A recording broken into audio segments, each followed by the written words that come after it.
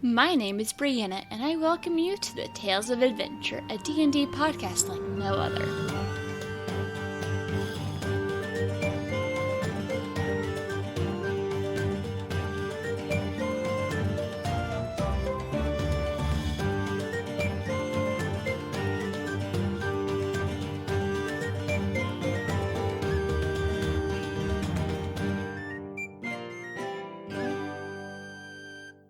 What you will notice is that she is quite tall, quite lithe looking. She's got not pale skin, but it's sort of like porcelain's not super pale, but pale enough. She has got fairly angular features. She's got very, I wouldn't say super long black hair, but certainly shoulder length black hair.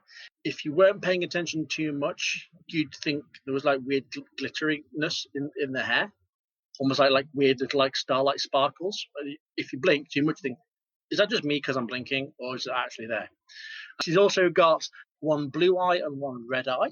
Her clothing is quite sparse, half sort of like chest plate that basically covers the shoulders with maybe a couple of small shoulder pads, a partial plated waist where she would normally hang her weapon, which is currently on the table itself. I'll get to that in a second. She wears a fairly plain sort of like dark toga sort of thing underneath that. But what you will notice is that with the exception of like the top of her neck and face, the rest of her body is completely covered in like wrappings.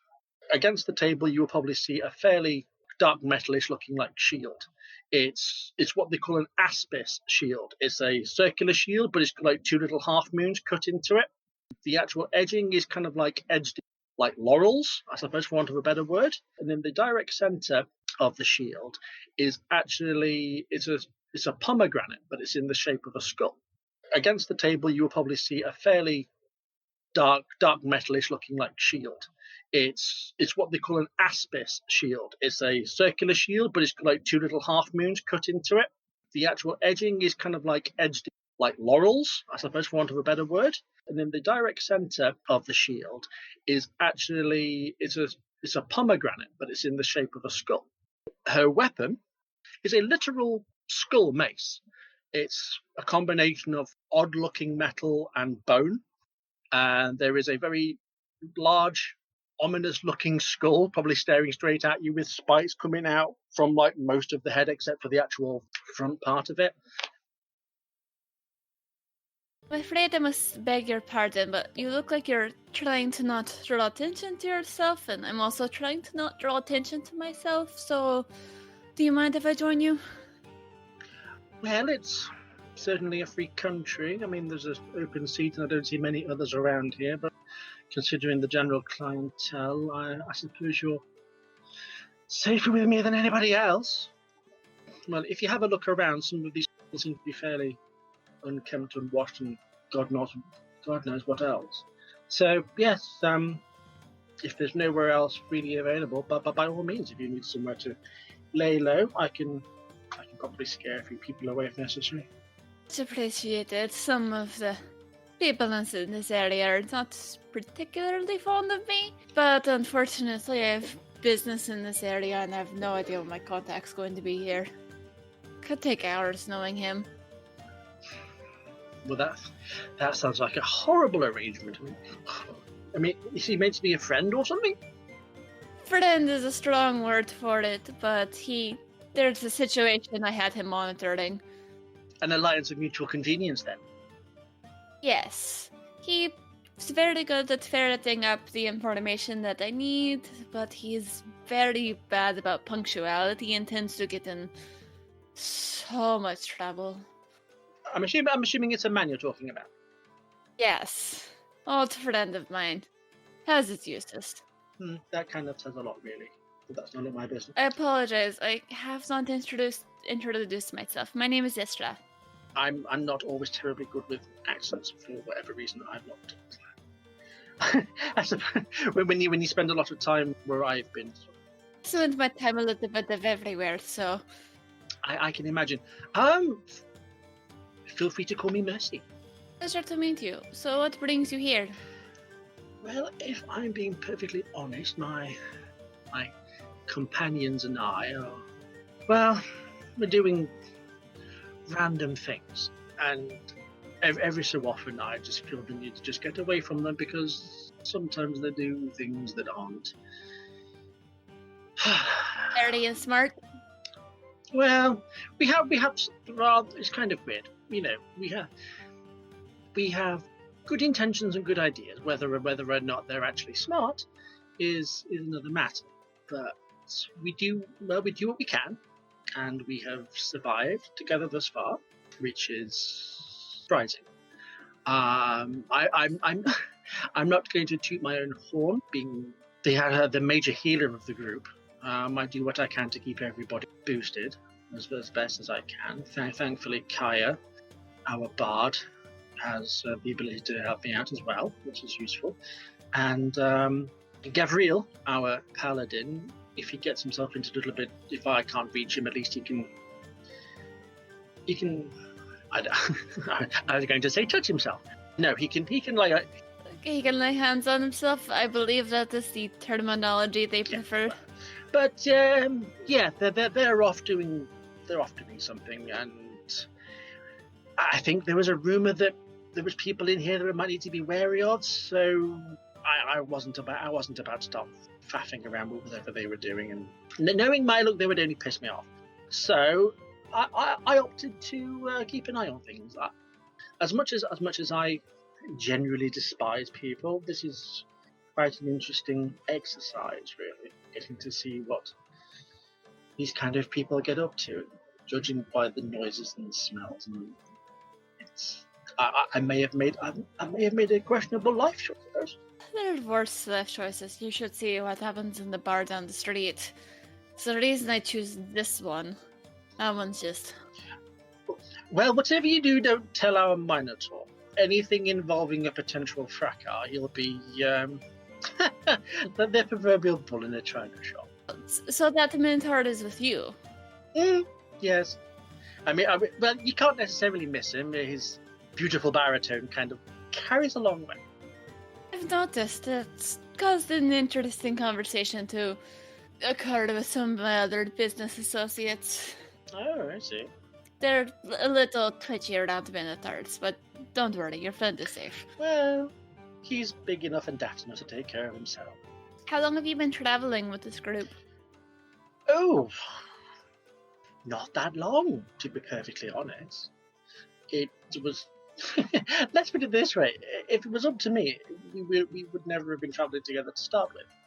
I reckon we've been together a couple of months now, maybe. It's a ridiculous story. I don't particularly want to bore you, but I suppose if we've both got time to kill. I have plenty of time to kill, and I'm always interested in ridiculous stories. It's kind of a long story. Whether it's interesting or not is open to discussion. It's more interesting than watching that gentleman over there pick his nose where he thinks no one's looking. I'm glad someone else noticed that, because that's quite disgusting. As gross as the other guy, I'm not going to mention what he's doing. Well, I was tasked by my head priestess to head down to the city of Thebes to bestow a gift from my temple. There was the Festival of Grapes in honor of Dionysus, the god of wine and debauchery and things. I'm familiar with that festival. Unfortunately, I had to miss it this year. It's probably a good thing you did, dear. Things didn't quite go according to whatever plans they had, certainly. Do they ever? Yes, I was basically sent as like an envoy to send a gift on behalf of Persephone to him for this festival, and I was just sent there to sort of like they assumed I'd enjoy myself. It's as if they didn't know me at all. But while I was there, something very peculiar happened. There was a disruption to the actual opening ceremony. Dionysus was there in all of his glory, and he proclaimed the festival open and hoped everybody would eat, drink, be merry, and all that horrible stuff.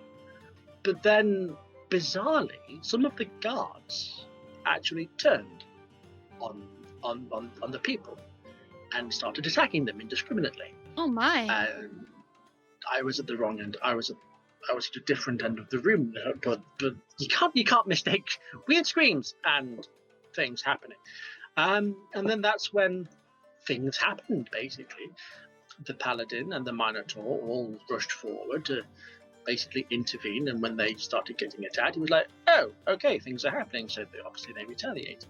There was a woman that had been blindsided and was bleeding out, so I immediately had to rush and help. I managed to immediately stabilize her, which is what I'm able to do as a grave cleric of Persephone. I was able to stave her from the door of Hades. Very useful indeed.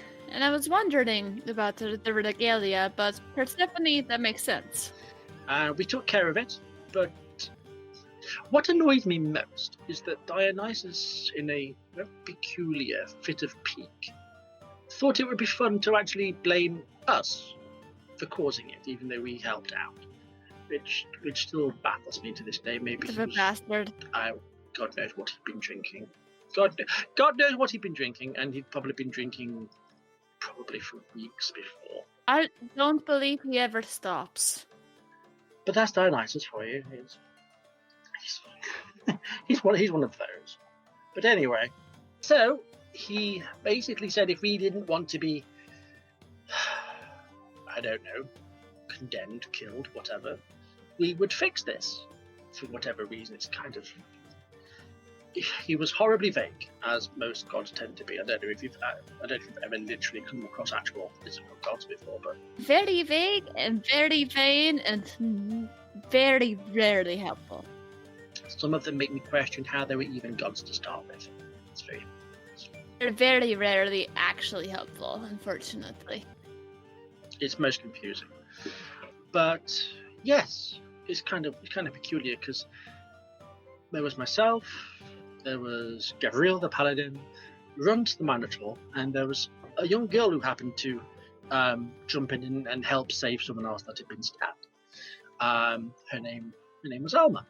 So basically, we were left to try and figure out all this mess, which was kind of rude.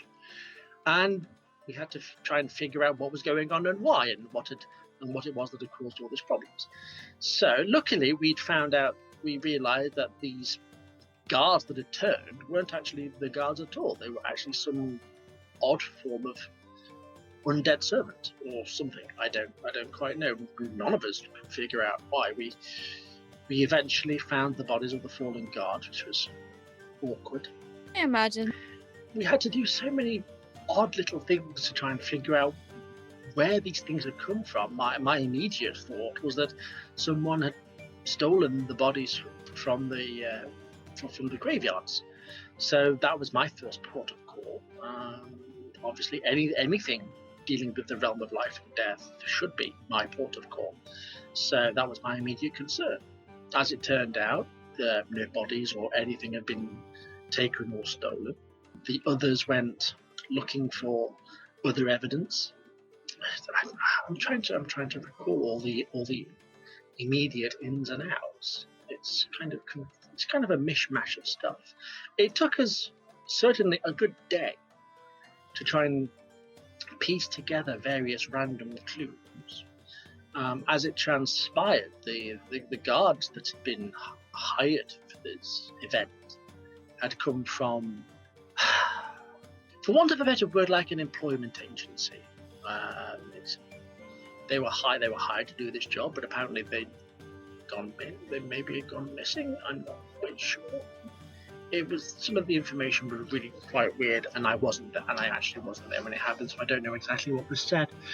But as it turned out, names of people were all crisscrossed, and I think they managed to piece together a potential problem. We eventually found I don't know if it was the direct source, but certainly it was very much in line with what all the evidence had led to. We found an abandoned bathhouse, which surprisingly nobody really knew about, which is kind of odd considering it's that city. Very odd indeed. But anyway, we managed to get our way in. There was odd noises, and it was very I mean, even for me, it was kind of weird and dark and creepy.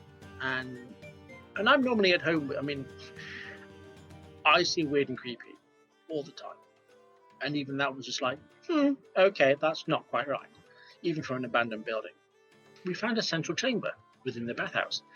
And there was a woman performing some kind of odd ritual. Head rocking into those. Yeah, I mean, I don't know what it is with these people and thinking that we're doing these things is actually going to get them anywhere. But, each to their own, I guess. But yeah, no, she was able to summon a giant spider of some odd name and description. It certainly didn't look natural when it was summoned. It didn't seem. If you imagine what a normal spider would look like, I don't think it would look like that. It's certainly. I've dealt with giant spiders before. It's never fun. Oh, definitely not. What was most annoying is that it kept jumping into like these pools and kept emerging in different places. It was really annoying. It was really frustrating. It was very. I will have to put my hand up. At point when it did knock me out, which was very galling. But it was a situation that I'd say we could have been more prepared for, but we couldn't have really prepared for what we could have found. So I guess we just had to deal with it the best we could. Common situation with adventurers. You think you're prepared, and then you walk in and realize you were not prepared at all. Because who could have been? Oh, that's so true. Well, that is so true. But luckily, the boys dealt with the spider, and they dealt with the woman. And yeah, we don't know whether that was the end of that. As far as we know, that's still either under investigation or it has been dealt with by other people. We found, well, Gavriel was able to travel through the water portals, and he was able to, and he found something very weird, but we never really explored it because we thought it would be a bad thing to do if he went on his own. Probably a good choice to not send someone on their own into a place where spiders came from. Well, the weird thing was, it was literally water, and being a Triton, he can swim quite well. So for the rest of us, maybe not so much, but he did see something that probably he shouldn't have, and he was a bit concerned, but also concerned that maybe we couldn't follow. So that kind of like gave us room to sort of like say, maybe this isn't for us. We need to get some other people in here to do this. So I had to confront Dionysus's, I don't know, head man, I suppose, for want of a better word. And to be fair, I did give him a fair piece of my mind, because I don't agree with being blamed for something that wasn't my fault. And I wanted to make sure that everybody knew it.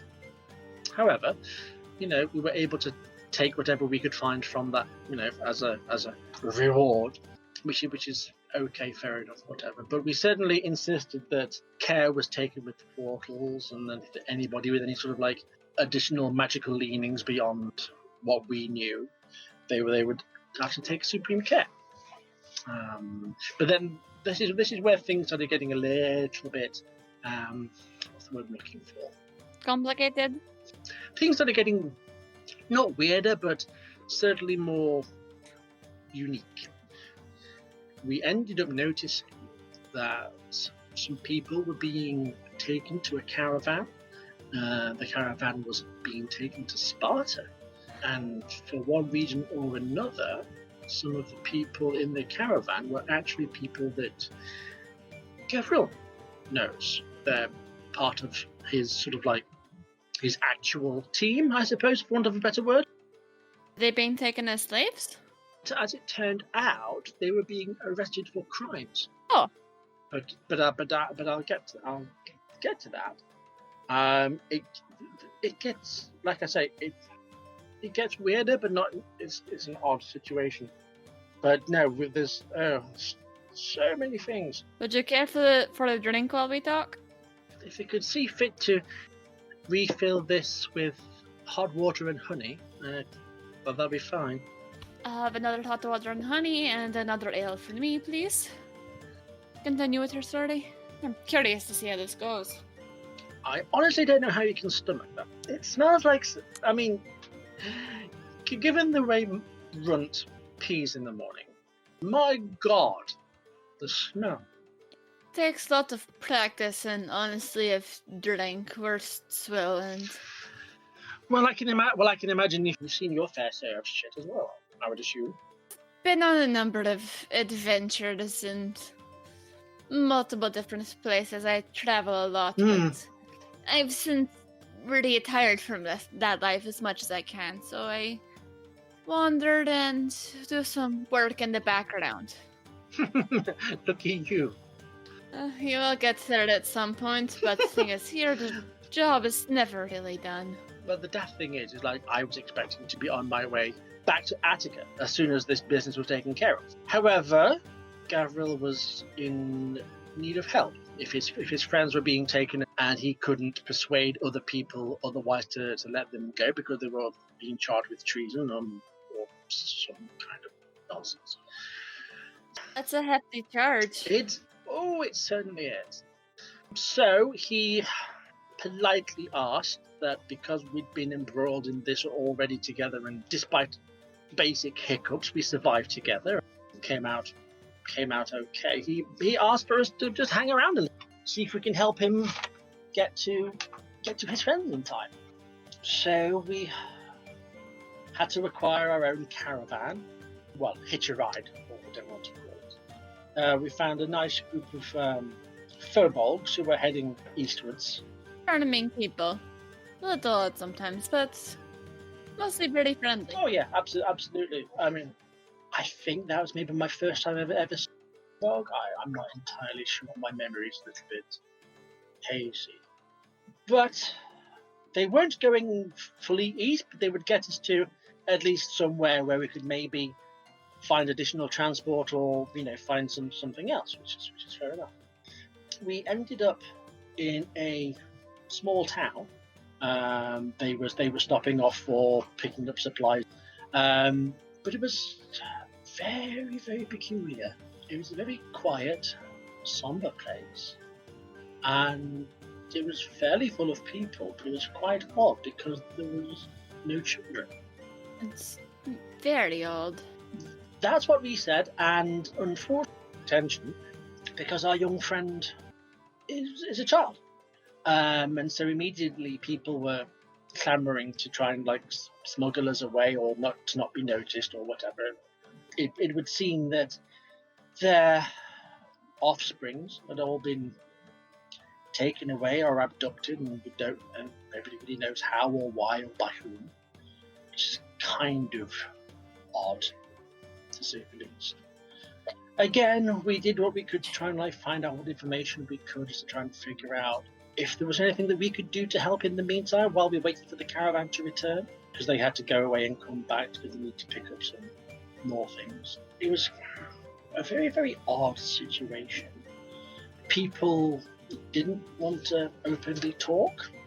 It was kind of hard to try and get any sort of real information out of people. Certain people within the hierarchy of the town, I guess, want of a better word, they were very keen to keep us quiet and keep other people quiet too. I'm not quite sure who they were trying to protect, themselves or their children, or... Makes you wondered if they were involved with the children disappearing. Quite frustrating, especially when you're, just trying to at least be good people to other people. It's one of those situations that you either sort of grin and bear it and move on, or you try and persevere. We were invited to stay with a very nice couple, at least just for the night. We did what we could to help them out, and we got to learn about their child being taken, which deeply upset our young friend. I can imagine being a child yourself and hearing about children being abducted.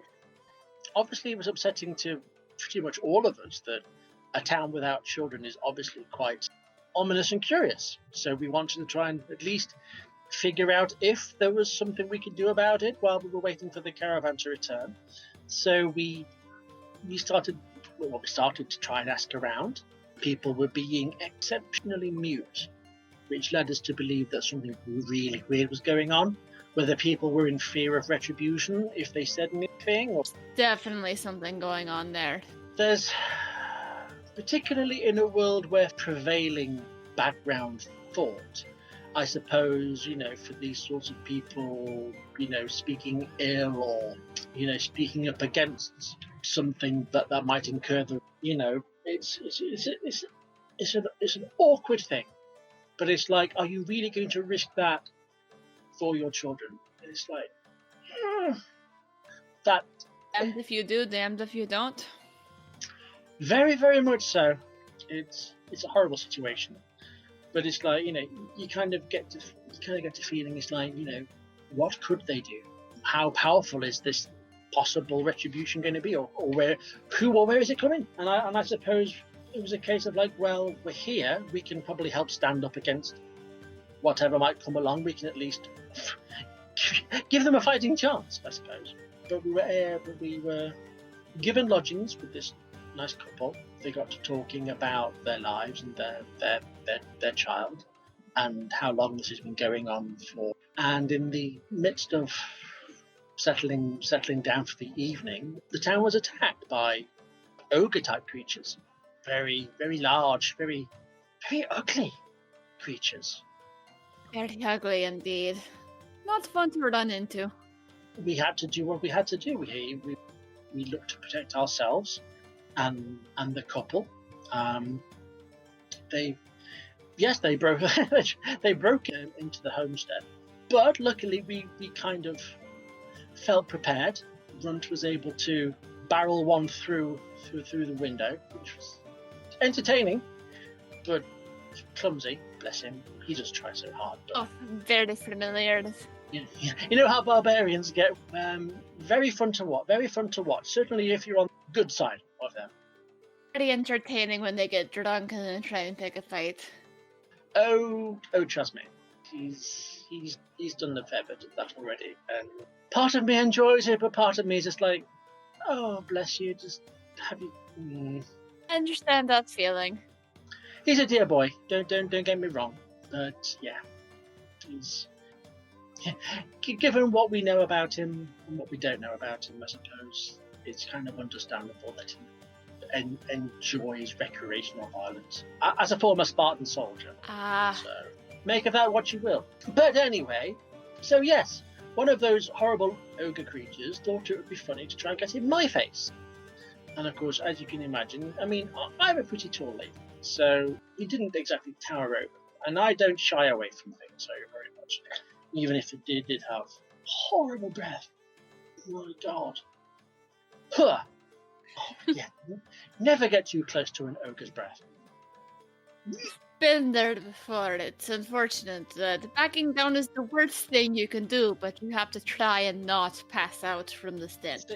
Stay at range, or if you have, hold your breath. It's horrible. I can inflict wounds on people. It's been effective in other areas, and in a tight situation where other magics might cause further harm, I thought, well, you're in my face, I'm going to get back in yours. I was able to damage it, but I damaged it very, very hard. It felt refreshing to do it for a change, rather than having to heal somebody all the time, because it's something I've had to do to ease other people's pain. I'm fairly well practiced at it. But this is where things go a little bit awry, because as it lost consciousness, it changed shape. Oh, yes, that's not so normal. I'll give you one guess. Don't tell me it was one of the children. It turned into a child. What in the hell is going on down there? You tell me, my dear. But it took all of my strength to sort of like try and yell to Runt, not to decapitate the other ogre, or at least not destroy it completely. So myself and the youngling, we managed to restore this child back to life as best we could. Quite shocking. Very shocking indeed, and Quite powerful, strange magic. We certainly kind of found out what was doing it, but at the time we were like, what is going on? I mean, certainly the gods are capable of very strange and curious gifts, but none of us could really tie this to any of them. But what was noticeable is that on the child's skin was a brand, and it was not something that. That's even worse.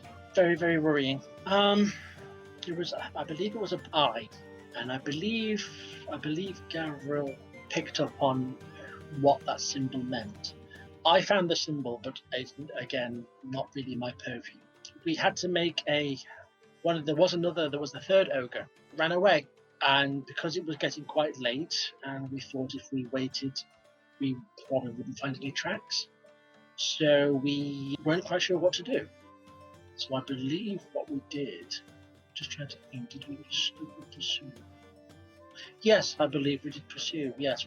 The tracks weren't exactly easy to follow, but luckily we were going down a particular path and it didn't really deviate too much. But it did lead us down into sort of like I don't want to say a canyon, but more like a, for want of a better word, like a ravine. Those are not a fun place to find yourself in late at night while chasing an ogre.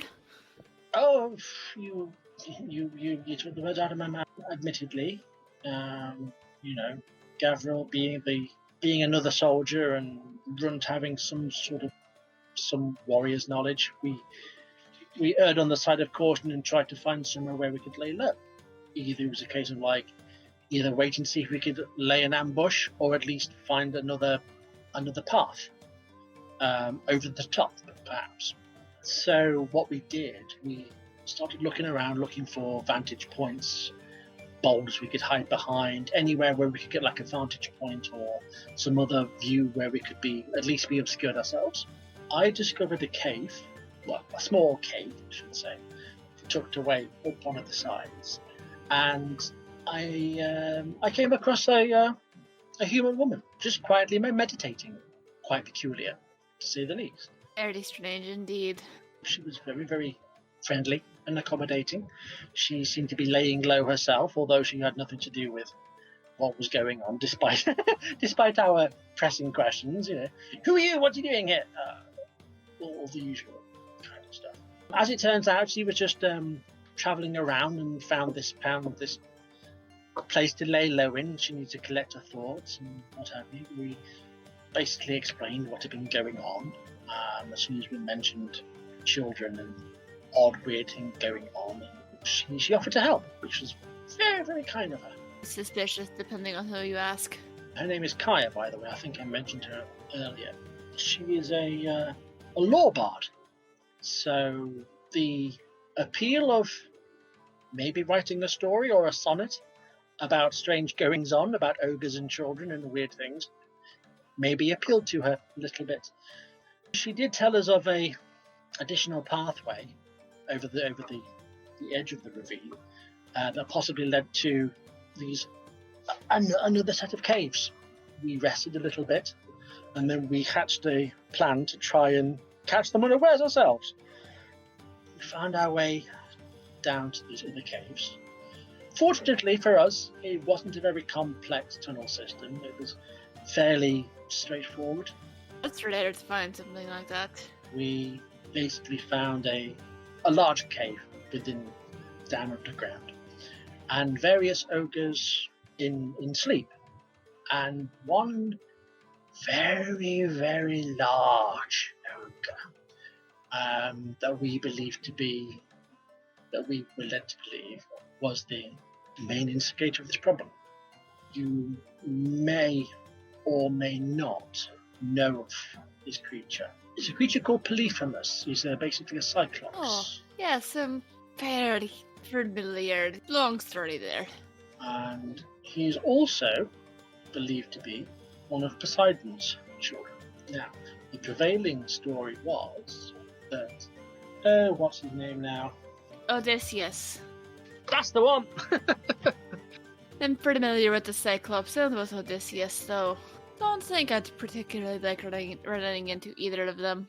Well, the prevailing story was that, the Cyclops had fled after his encounter with Odysseus, but no one ever knew where he could have ended up. Apparently, he's here. Wonderful. Now, thankfully, we had caught him completely unawares, and there were 3 or 4 other, smaller ogre creatures.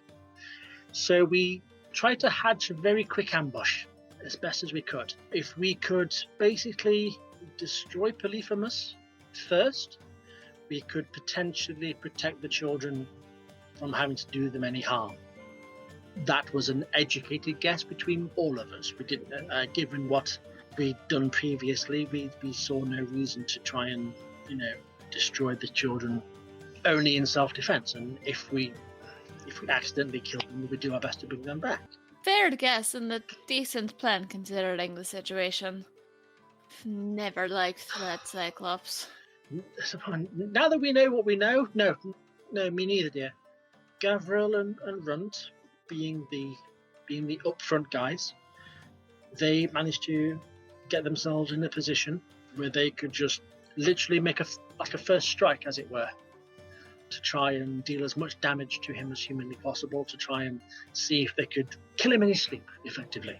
One of my abilities, if you care to call it that, I can expedite someone's... How can I put it? Basically, if I deem something worthy of death, I can try and make it happen that much faster. Oh, it's very useful ability. I'm guessing that comes from worshipping Isra's Persephone? Correct. I suppose as the exponent, the delicate balance between life and death, if we deem something worthy of living, we can staunch that and prevent them from crossing over down into the underworld. Whereas if we equally deem something as despicable and deplorable and should not be distorting the delicate balance, we can certainly do our best to try and make it more disposable, I suppose is the correct word. Or maybe it's not, I don't know. So I channeled the energies of my goddess for the guys to try and just beat the living piss out of him while he slept. Very solid plan, and I like the way you think. Well, it... Also, Bastard deserves it. Oh, trust me, not pleasant. And seeing him up close, yeah, definitely not fun. But luckily, the boys hit him so hard, but they couldn't kill him in one blow, as we could expect, I suppose, being a goddamn Cyclops. However, the strategy was sound. The strategy was still sound, and at least catching him unawares made it overall better for us. Our young friend stayed at the back of the cave, trying to do what she could. Kaya, to her credit, stayed side by side with me. We tried to control the other ogres, while Gavril and Runt tried to take down Polyphemus as quickly as possible. Naturally, they were trying to attack everybody at once. It's kind of hard to try and when you have that kind of a confrontation, you can't necessarily control everybody at once. And things happen, unfortunately. Fortunately, things went pretty well. Gavril did get clobbered a little bit from behind. He got blindsided by one of the other ogres that we couldn't quite get to. Kaya, to her credit, I think she put at least one of them to sleep, which was very clever. Very clever and very tricky sometimes. At least it sort of left us with less things to deal with. We had to take down one of the ogres that got too close. Luckily, it reverted back to its child form, but Alma was able to quickly restore it, stop it from... That's good to hear. Yes. Gavril got blindsided and knocked down. I had to quickly reposition myself to get him back up. We managed to sort of I think Kaya may have actually put that other one to sleep as well as a second try, and that basically left us to deal with Polyphemus himself, which I don't think he was very pleased with. The guys were doing their best to sort of take blows from him while we were doing all we could to keep them bolstered. I'm sorry to say that I actually ran out of patience at this point. Polyphemus was doing my head in, and so I reached down and I pat the skull. I killed him with this, but not by running up to it and hitting him with it. I'm not as strong as those two. This is a relic of my temple. It was given to me temporarily by the priestess, just as like a show of good faith. And, you know, in the original plan, if I show up, it would carry a bit of weight and a bit of thing. Oh, they've sent somebody not important, but at least they've sent somebody dressed well for this occasion, sort of thing. I noticed that looked a little familiar. As a relic of my temple, it lets me channel my casting ability, my whatever you want to call it, my ability to channel the divine energies of Persephone. Basically, I blew a massive hole in his chest. It's very effective. Yes, I mean, it was probably fairly lucky blow, but I would never tell the boys that. No, you never tell when it's luck. It's always skill. Well, that's the thing. It's like I wouldn't want to damage the, men being as they are. Oh, I'm very familiar. He had to die. We all knew that. He was being heavily distracted. I caught him square in the chest, and there seemed to be enough significant power through what I channeled, and it just literally just blew 2 massive holes through his chest, and kaboom, dead. We had to make sure that the children were okay, but they weren't turning back instantly, kind of worrying. Of course. So Runt, bless him, thought it'd be a nice idea to cut his eye out of his head. And once he managed to do that, we realised that it wasn't an eye. It was kind of odd and green and glowing. Again, deeply, deeply disconcerting. Very disconcerting. Oh, you have no idea. Especially once it was out of his head as well. It was very, very strange to look at. If I'm honest, I can't remember exactly what we did to get the children back to normal. I can't remember whether it did actually happen naturally or whether we did something. I can't remember now. Understandable, as long as they were returned to normal. We got them back to normal.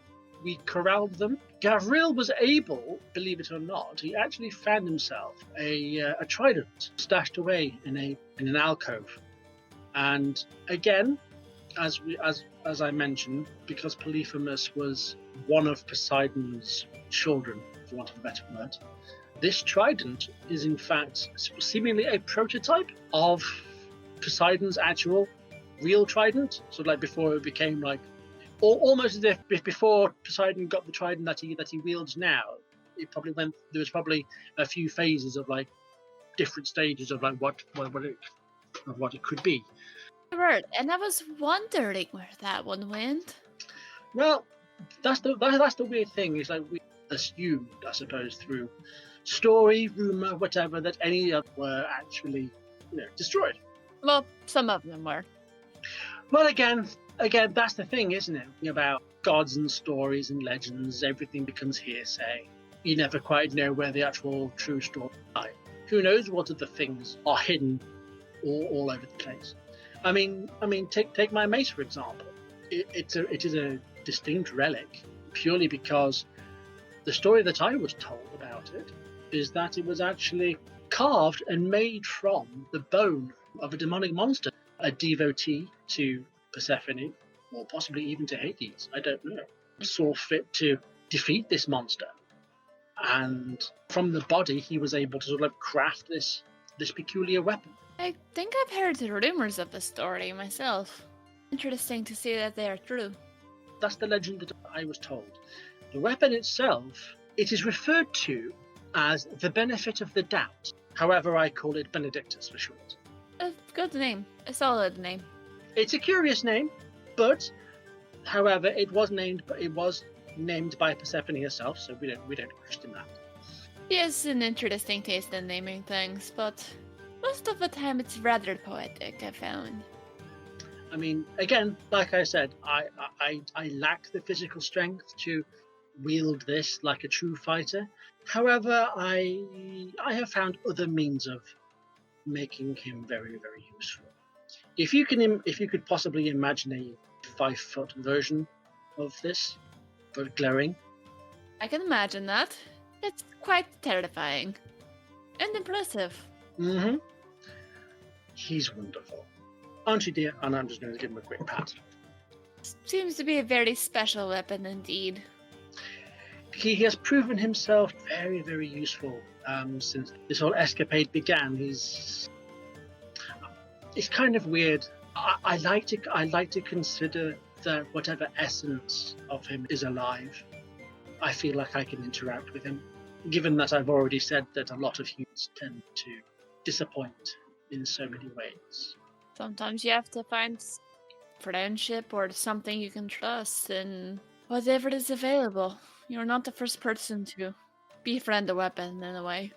And I think in some ways, given my lack of immediate memories, I suppose having something that I can at least feel some kind of attachment to, even though it's more spiritual than anything else, I suppose giving myself an additional tie to my goddess by whatever means it just brings things a little bit more intimate, I suppose. You mentioned the lack of immediate memories. What do you mean by that? Well, between you and I only have memories of the past year. You don't remember anything before that? Absolutely nothing. Very odd. What is the first thing you remember then?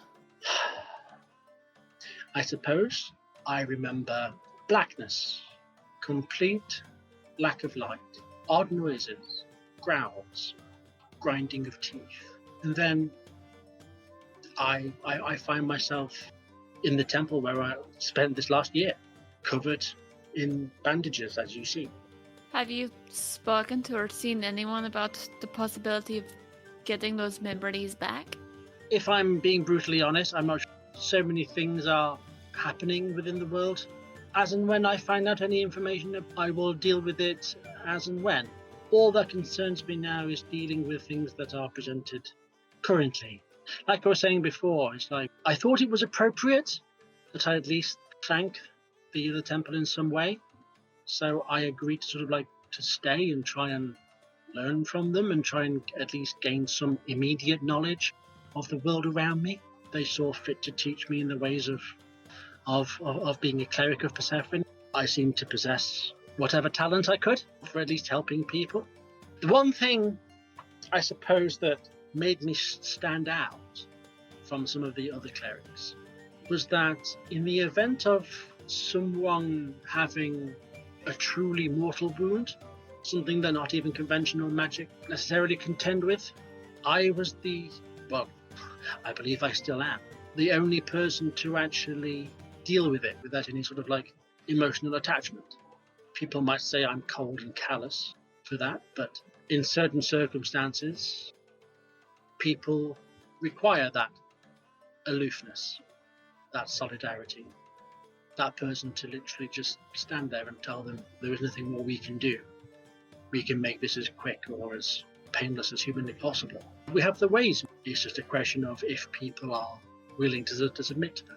And because of that, that is why they dubbed me, because I have that ability to give or not give mercy to those that need it. So in a way it is like you are more familiar with death than most. Pretty much. It'll be very interesting if you ever remember your past. And you were not the first person I've met who lost their memories, but the last person, it was a group of people that they couldn't remember the past 6 months. It's interesting to see someone who couldn't remember. Yeah, there's a long story behind that one too. Had they been in the Feywild by any chance? No, I think it's more of they were almost banished to hell, and then someone managed to redirect them into an alleyway, and they lost all of their memories. That sounds like a very convenient. Well, who am I to say? But it does smack of magical interference. Let's put it that way. Particularly amongst a group of people, no one casually forgets without some. Yeah, I don't know if they've quite figured out what happened to them yet either. I mentioned noises and scratches.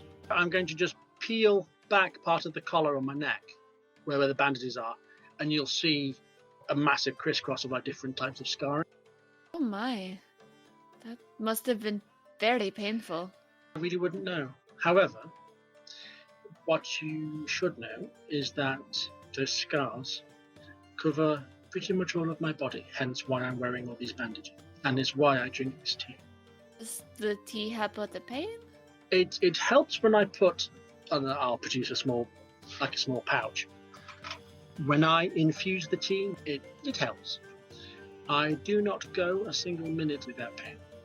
However, I refuse to give it any sort of power.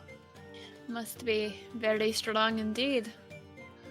Or very, very stubborn, dear, depending on your outlook. Is there really that much of a difference? There's, I suppose, if you ask certain people, I'm probably just a stubborn bitch, and I'm perfectly fine with that because they don't presume to know me, nor would I give them a chance to. They can assume anything they want from me. I've been called to that a few times myself, if it makes you feel any better. Last person that called me that was trying to kill me and got a knife to the kidneys. It was not an easy death for them. To be fair, they deserved it. Oh no, I can imagine. Like I said before, it's one of the situations where my brush with death and my effort towards it and my ability to handle, administer, or even remove pain from others, it provides me a very unique perspective. I literally use my own pain to guide my actions, I suppose. It's an interesting approach to life. Anybody can learn to live with pain. It's how you choose to deal with it and control it. Not all pain is easily dealt with. Oh, it is not. Unfortunately. And some pain never truly goes away. So yes, I have to drink this tea. I have to regularly wash them or replace them as periodically. It's just a routine now. I'm basically numb to the process. It shocks people when they see it, but that's their prerogative. It is just part of who I am. You seem to be fairly comfortable with yourself. Not many adventurers are. I guess I have the luxury of having a short memory span. I suppose I only have what I've currently dealt with to fall back on. I have no, aside from that initial awakening from the darkness and a vision I was recently granted. I suppose if everybody could only have an immediate year's worth of knowledge, what year would they pick? Would they be happy with it? That's a good question. I feel like I'm going to be pondering that one for a very long time. Either that or until I get to the bottom of this drink. I think I need another one. Although I might think about moving to a different tavern, because I don't know if my friend is going to get here anytime soon. So, my name is James. I'm in the UK. My character, Mercy, is part of a live stream called The Reign of Olympus by Have a Go Heroes on Twitch. We broadcast every other Wednesday, 7 p.m. till 10 p.m. GMT. If you want to find us, you can follow at HAG_heroes on Twitter. There is also a Facebook page where we pretty much post the same things about keeping people in touch with, when we're going live. And our episodes are on VOD, video on demand on YouTube. And you can also find episodes on Spotify and Podbean. All you have to do is to search for Reign of Olympus. Tales of Adventure is written, directed, and produced by me, Brianna Toiber, as part of Pseudonym Social, a creative podcast network. The music is by Patrick Chester of Chester Studios. To see more of his work, visit his website at chesterstudios.net. Find out more about Pseudonym Social by visiting our website at pseudonymsocial.wordpress.com. If you like what I'm doing and would like to support this podcast, please go to patreon.com/pseudonymsocial and choose one of the tiers connected to Tales of Adventure.